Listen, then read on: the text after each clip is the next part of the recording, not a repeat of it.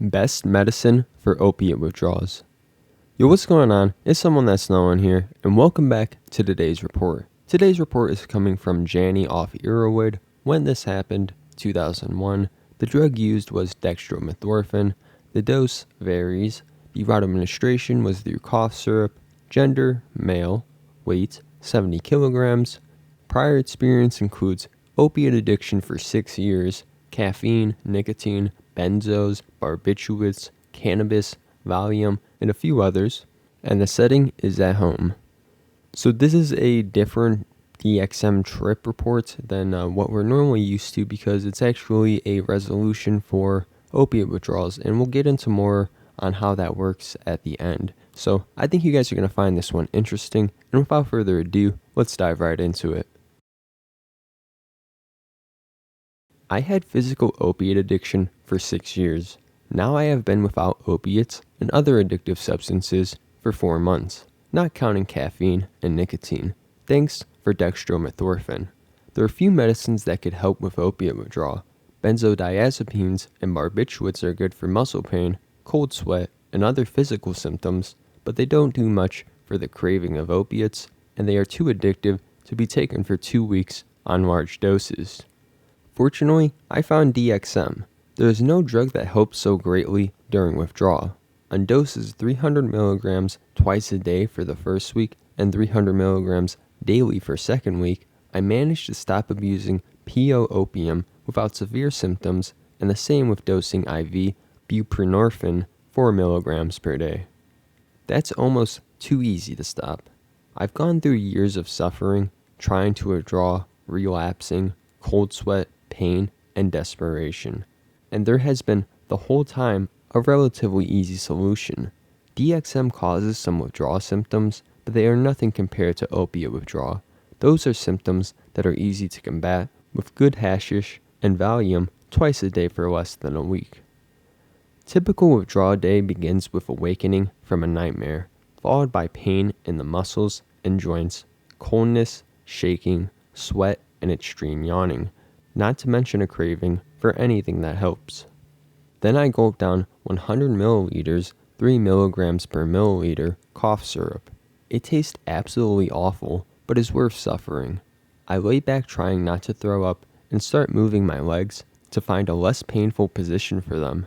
After half an hour, it is possible to keep them still, and on the 1 hour mark, it is possible to light a cigarette, smoke some hashish, and eat. No much pain left, only some yawning. And most amazingly, I can feel almost warm. Effects last from a few hours to over 12 hours depending on opiate and DXM tolerance. It is interesting that when I am physically dependent off opiates, there is not much psychedelic properties to DXM, but after a couple of weeks, the same dose that before only cured withdrawal symptoms, making it possible to buy some food, not to mention more cough syrup, made it impossible to leave the house. When planning to withdraw from opiates with DXM, one must be extremely careful. It's not for everyone. I can handle it, I have survived it, and now I'm clean, but it is only my subjective point of view. There may be risk of convulsion, insanity, and even death. I don't know enough. Maybe no one knows. Before starting to even consider the possibility of a homemade detox with DXM, study some neuropharmacology. Read about Olney's lesions and reconsider. I remember to stop using DXM after 2 to 3 weeks. It's easy to get hooked to that stuff. Psychologically, maybe physically. Now I know it. There is life after opiates. At first, life is hard and empty, but it gets easier each day. Now I can visit my friends, watch them inject opiates, not wanting a little bit of that shit. I'm left feeling only sad for them, that they don't realize that it is possible to break free from chemical slavery and get your life back. That's it. Be careful, consider, get information, reconsider, and seek better ways to exist. And don't forget to feel empathy.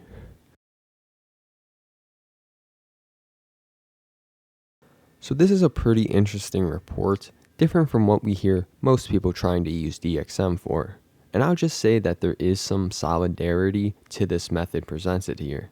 But before we get into that, let's explain opiate withdrawal a little bit. So opiate addiction is one of the more common forms of addiction you hear about. Most of the time it involves heroin, but by no means limited to it, with the array of prescription drugs available today. When you become dependent on these substances, it's like certain chemicals in our body are no longer needed to be produced at the same rate. The most common effects being decreased pain, but includes others such as lowering the respiratory rate. So you can imagine when we cut this new external supply chain off, our bodies are going to be thrown out of proportion, and thus we experience a variety of withdrawal effects. With opiates, this includes, agony, nausea, muscle cramping, inability to sleep, the chills and sweats, even to the point of anxiety, among other effects. Not a desirable experience at all, so I'm sure some of you can imagine how some people are desperate for something to ease their symptoms. It's also a reason why it's hard for a lot of people to kick opiates. But what happens when we try and use DXM to relieve the symptoms? Is it actually practical? Well, I'm going to say that it is very possible doing such a thing. Now, partially, it's going to depend on your body type and susceptibility to DXM itself, but based off this report and a few other studies done in the past, we can see that DXM has potential for decreasing some of the opiate withdrawal effects.